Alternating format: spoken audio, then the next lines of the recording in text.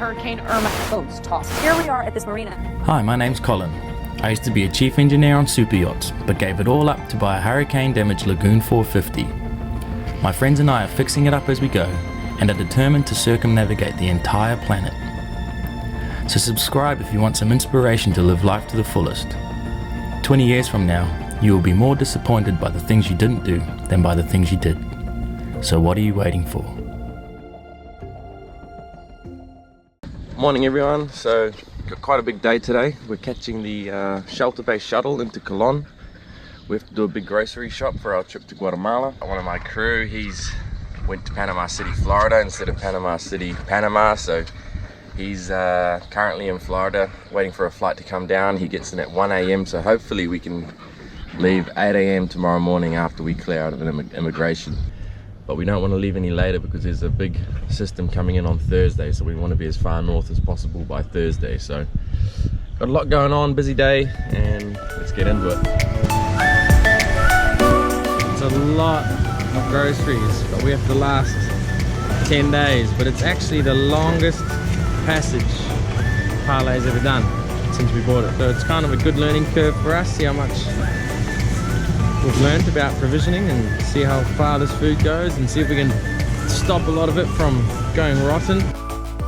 The drive from Shelter Bay to Colin involves crossing over the Panama Canal, and it was exciting to see where Parlay would be motoring through in the next few months.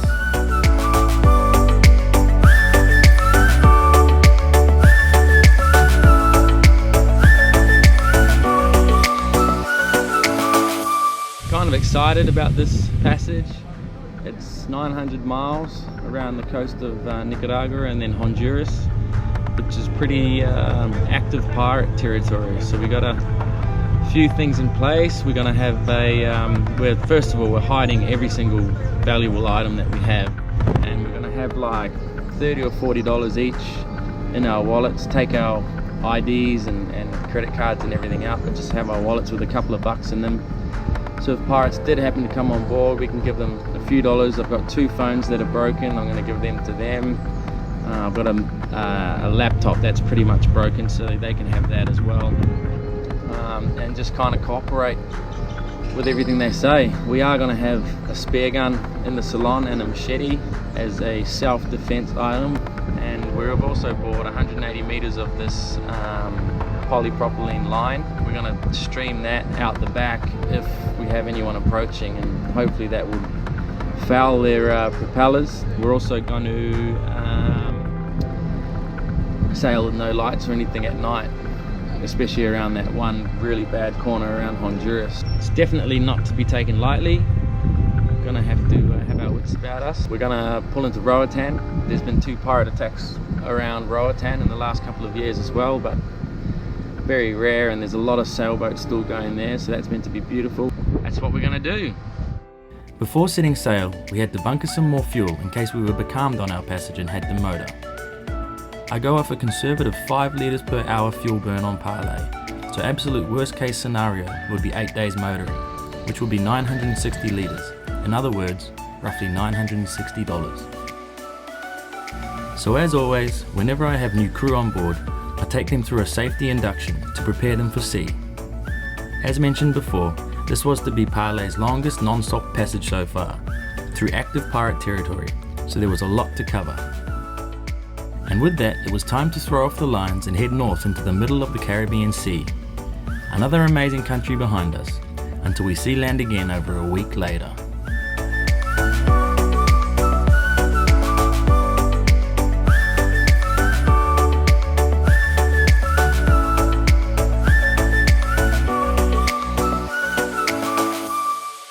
You got a fish already, brother? One already, and we're not even probably 4 miles in. Been asleep for 2 hours already. What do you reckon about the pirates? I'm not too worried. We're a long way offshore. We have good game plan if they come on. Like what? Just do like, whatever you get. Sit down and cry. Every man for himself. And who are you? I'm Sean. Where are you from? I'm from New Zealand. How old are you? 22 years old. Tell us something interesting about yourself. Oh, something interesting. took me 5 days to get here. Oh. Yeah, bit of a kick in the balls, but it's alright. Not a good start, Shawnee. Yeah, just a lesson to learn, I guess. But Yeah, right. Make sure you go to the right country. Is that what's the lesson there? Tell the viewers what the lesson is. yeah, I'll just say double check the cities and the dates and check with like the captain like 3 times. Sweet. Yeah. What do you want to get out of this trip? Oh, just like hopefully be like better at sailing, like know Yeah. how to like chuck the sails up and do all that, and like hopefully like learn some navigation and stuff. It's something that I wanted to do for a long time. I've done like a couple of day sails, but that was a long time ago. And so let's do it. When the opportunity came up, you guys were in Panama, I was nearby Panama, so made it happen. Crew often pay a contribution to experience a real-life sailing adventure with us. So as part of this, I give lessons on the theory of sailing, then we learn the practical side. By the end of most of our trips, the crew can sail the boat on their own, which is one of the most rewarding parts of what we do. So Sean and Shara were now ready to do their first overnight watches, each paired up with one of us, as we sailed off into the sunset. Morning everyone, it's 6 a.m. on day 2 of our passage. Just watching the sunrise. I did a couple of watches with Sean, the new kid, overnight, and he's really switched on when it comes to navigating. So he's been on super yachts for a couple of years. Yeah, I've got a lot of confidence in him. So he's going to go to solo watch like me and Jamie. Pretty tired. I didn't get much sleep last night. This isn't a complaint, it's just what it is, but everyone kept waking me up for different things. It's just the nature of the beast. I'm glad they wake me up rather than take risks. Because we had to tack all the way up, we've only done about, 40 miles along our track. So it's slow, but we haven't motored at all except half an hour last night when I just wanted to top the batteries up a little bit. So, can't complain. I kind of refuse to turn on the engines unless I'm doing less than 2 knots, because that's a little bit depressing. Hey, we're a sailing boat, we want to sail. I hate running the engines. I hate it. If it stays like this, we'll make up some of the ground that we didn't make last night. So we caught that decent sized mahi-mahi this morning. Jamie just filleted it up. Decent amount of fish. So we're going to do a little bit as sashimi, and the rest we're going to make a ceviche.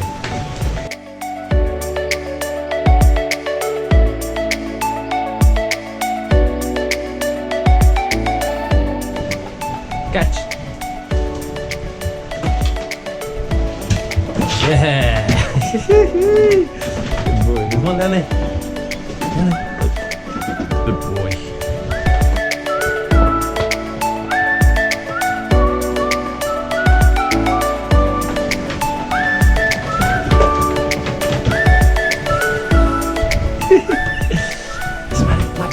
Good.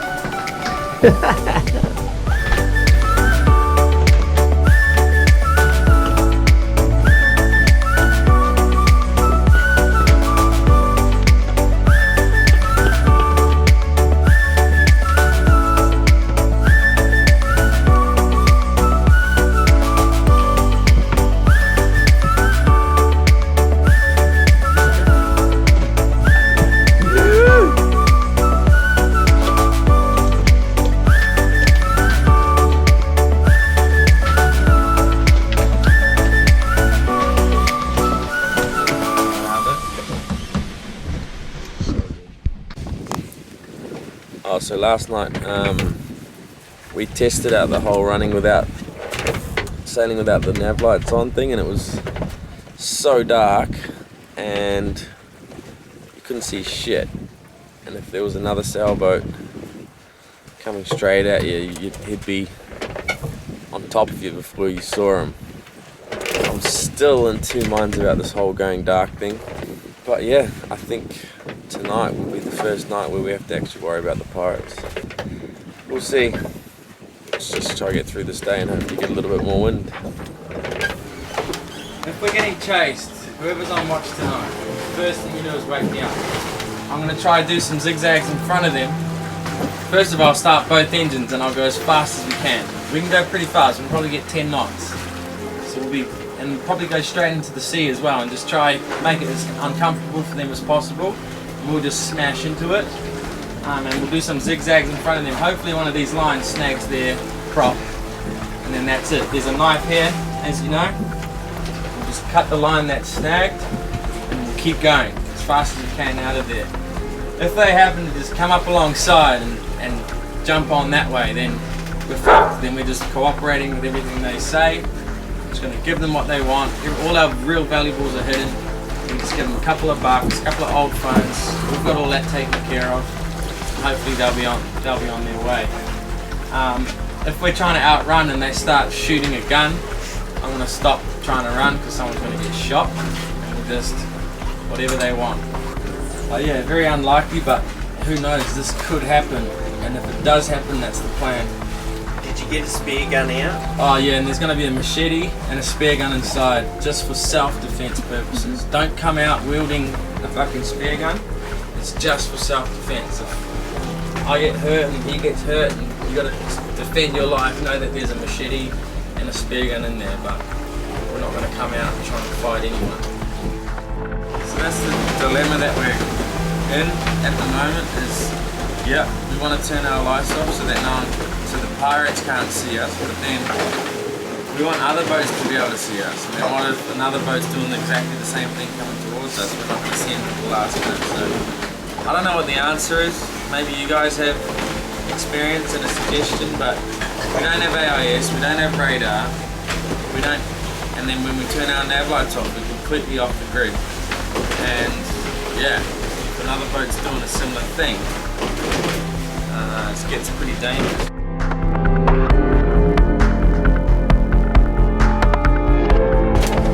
Hey guys, well, we're into night 3 of our crossing. So I'm on the graveyard shift, 12 till 2, 2 hours on, 6 hours off. I've just taken over the shift from Colin. He's like, everything's sweet, yeah mate, you'll be right. But the worst thing is I've got a big ship coming behind me. So we were cruising with our nav lights off due to the pirates, because this is the first night into the pirate land. So I've actually had to turn the nav lights on because of this big ship coming behind me. So the big ship had all its lights on, but now I've just turned around and it's turned all its lights off. It's a bit tricky at the moment, guys. I'll let you know how it all ends up.